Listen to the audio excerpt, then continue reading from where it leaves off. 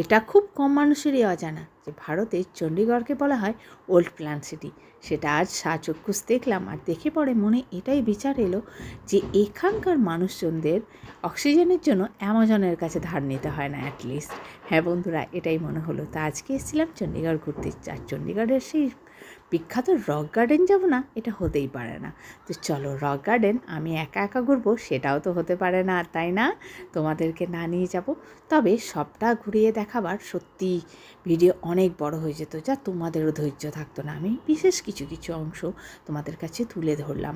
তবে এই রক গার্ডেনে ঢুকে আমার প্রথমটা মনে হয়েছিল এত অল্প ফিজ। হ্যাঁ বন্ধুরা, 30 টাকা, 30 রুপিস ফিজে এখন কি হয়? 30 রুপিসে এত একটা ধনী শহরে 30 টাকায় কতক্ষণই বা কাটানো যায় সেই জায়গাটায়। কিন্তু ঢুকে আলাদা রকম মনের বিচার এলো। এটাই যে এত সুন্দর রক গার্ডেন, আর একটার পর একটা জায়গা যেন বলে দিচ্ছিল এই জায়গা থেকে এই জায়গা চলে যাও।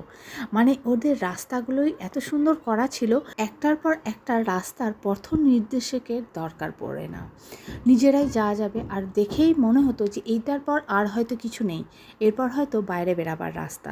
কিন্তু একটার পর একটা জায়গা আমরা ঘুরে দেখলাম।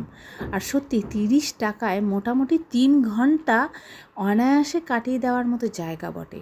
আমরা তবুও সেইভাবে একদম খুঁটিয়ে খুঁটিয়ে জায়গাগুলোকে দেখতে পারিনি, বা এক একটা জায়গাতে বেশিক্ষণ করে সময়ও দিতে পারিনি।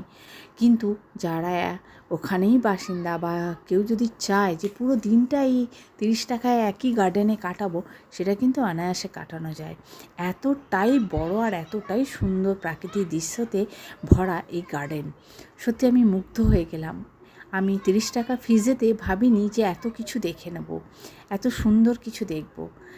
মানে যতবারই দেখছি ততবারই মানে এক একটা জায়গাকে নতুন লাগছে, এত সুন্দর। আর তাছাড়া এই গরমে আমাদের এক ফোঁটাও কষ্ট হয়নি এই এত প্ল্যান্টের জন্য। এরপরে গরম হয়েছে গেলে আরও কি হবে সেটা জানি না, তবে আমরা গরমটার জন্য প্রচণ্ডই ভয় পেয়েছিলাম।